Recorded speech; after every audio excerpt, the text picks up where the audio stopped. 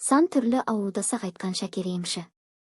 Мақсат медициналық орталығының директоры, философия ғылымдарының PhD докторы, көрнекті дәрігер Мақсат Әбдіқадырұлы өз еңбектерінде ауылдас атасы Алтайдың бұл шын жерінде өткен атақты емші Шакер Ғалымұлы хақында былай деп баяндайды. Шакер Ғалымұлы өткен ғасырдың басында Семей қаласынан 5 жыл медициналық білім алып, кейіннен Қытайдың Алтайына өткен екен. Шакер емші хақында ел ішіне тараған әңгіме өте көп. Біз Мақсат Әбдіқадырұлының мұрағатынан алынған бірнеше мысалдарға тоқталамыз. Оның ғылыми тәжірибе аспабы, лабораториясы болмаса да, өзіндегі барлық мүмкіндіктен толық пайдаланып отырған. Айтуларда, Шакер қызыл өңеш рагына шалдыққан бір моңғол қайтыс болғаннан кейін, үй иелерінің рұқсатымен оны боршалап, ауруын анықтаған деседі. Кейін осындай ауруды емдеу үшін ол қамшының өріміндей жуандықта қайыстан қырлы өрім өргізіп, оны жұқа ішек қыртысымен қаптап, өрімнің сайларына алмас секілділерді жағып, науқастың аузынан өңешке жүгіртіп дауалаған. Әрі қан тамырдан дәрі құйған. Мұның өнімі көрнекті болмаса да, сосын жұта алмай қалған науқас бір мезгіл сұйық тамақ іше алатын болған.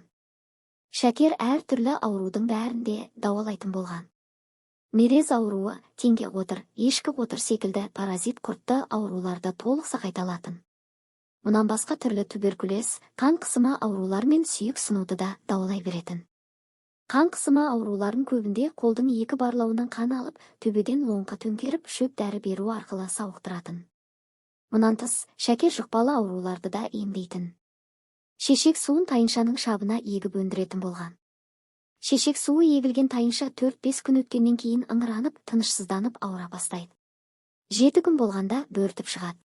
Шакер оның суын сорғызып алып, вакцина жасап егіп, шешек ауруының адамдарды ажал құштыруының алдын алып отырған.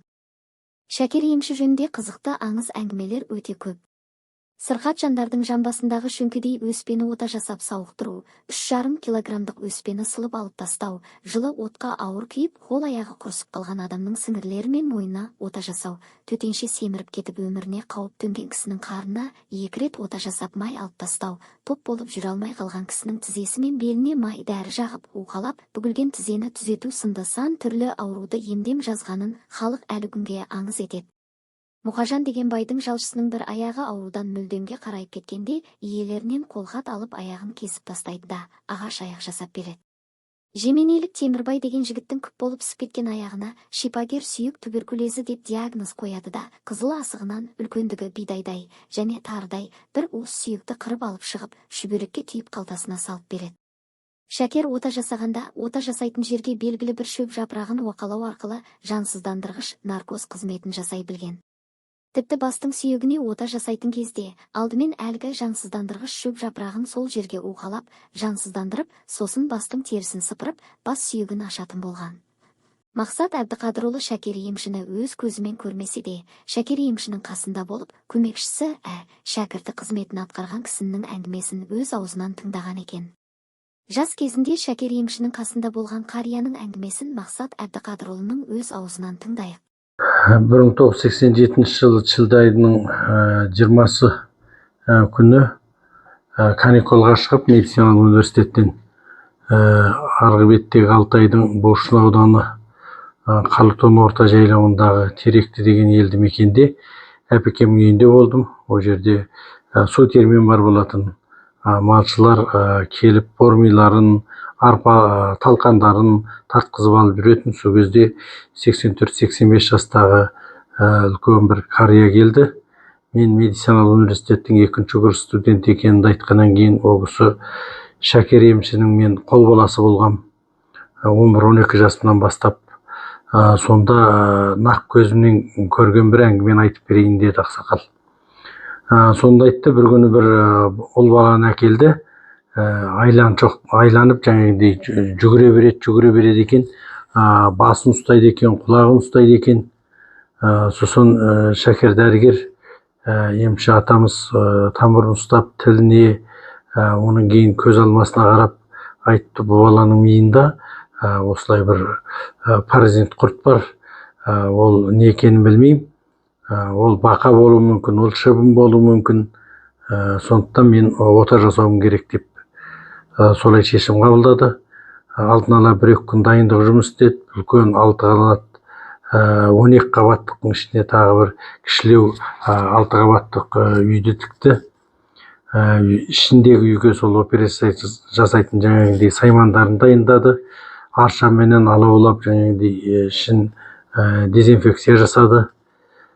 Кейіннен сол баланы әкеліп жолымнан арт жағындағы мына чүйдесінен бастағаннан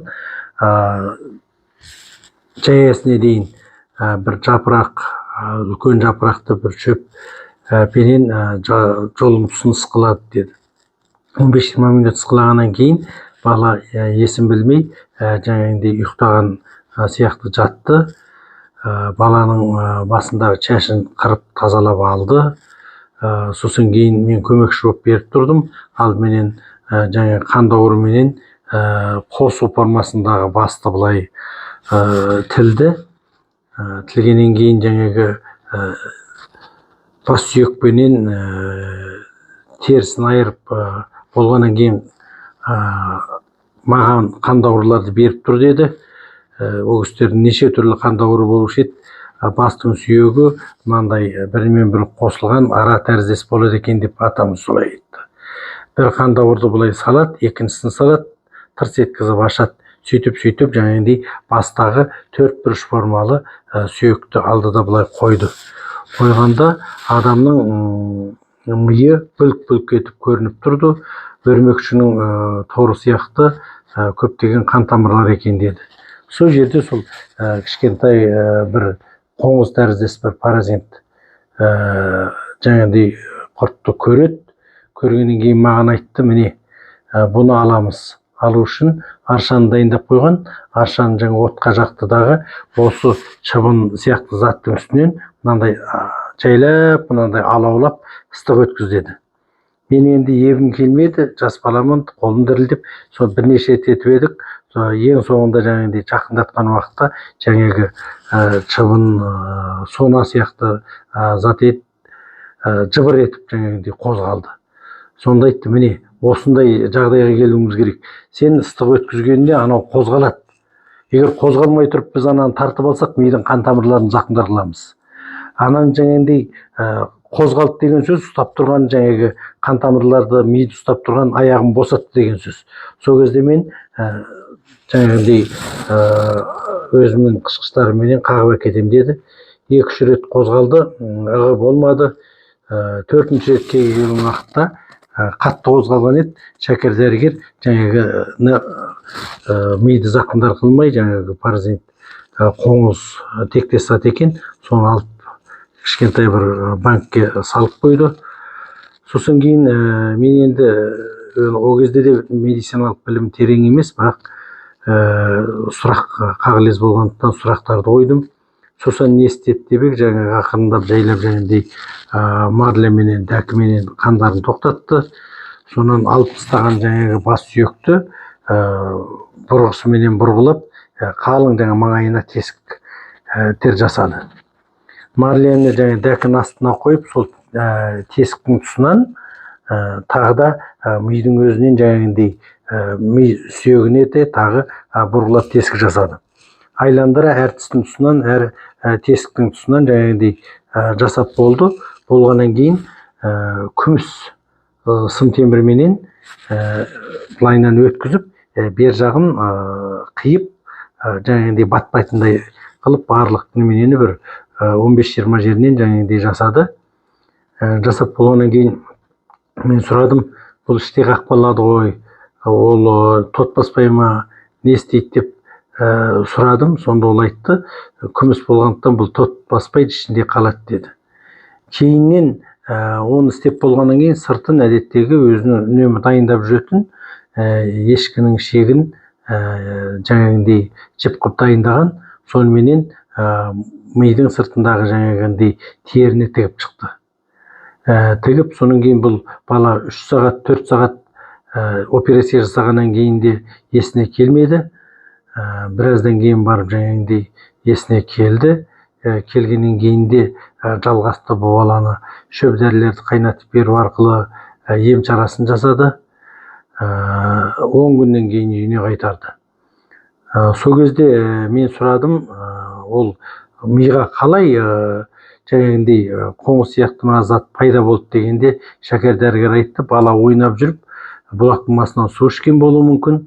Сол кезде шашалып не жаңағындай мұрнына су кетіп қалған жағдайда уылдырық жаңағындай өзінің жаңағындай шырышты қабат арқылы өзінің тапқан орны сол ми пердесі болып отыр деп солай түсіндірді. Ол кісі айтты, осы операция жасағаннан кейін бертінде 24-25 жылдан кейін басқа ауру себебінен қайтыс болды деп осы әңгімесін айтып берген еді. Шәкер дәрігердің енді онан басқа бір әңгімесін айтты ол үлкен кісі. Қалай дегенде, Моңғолдың бір мықты емшісі бар екен. Шәкерден енді қазақ даласына әйгілі емші, екеуінің де енді қабілеті өте жоғары. Шәкер дәрігер сол Семей өңірінде медицинский колледжде оқыған екен, кейіннен Қазан университетіне барып та оқығандығы туралы жаңағы қолбаласы болған атамыз айтып берді. Екі дәрігер айтады екен, біріміздің баламызды біріміз ауыртамыз, бірақ өз баламызды өзіміз емдейміз деп. Сосын жаңағы баласын береді, 12-13 жастағы баласын. Ол бала ауыртып бірер сағаттан кейін қайтадан екі баланы өз балаларын ауыстырады. Ауыстырғаннан кейін шәкер дәрігер сұрайды, саған не істеді деп. Соның кейін жаңағындай ешкінің майын жылыман күйде, ауыз күймейтіндей бір кесені маған ішкізіп жіберді. Сосын бұлақтың басынан да болатын ішкізді, бұлақтың басынан бір мұздай суық суды ішкізді дегенді айтты 12 жасар бала. Сонымен шәкер дәрігер көптеген дәрі-дәрмек береді, майды ерту керек, қалай ерту керек, ешқандай амал таппайды. Бір күн өтеді, 2 күн өтеді, 3 күн өтеді. Өткеннен кейін ақыры бала талықсып, тіпті есін жоғалтатын дәрежеге келеді.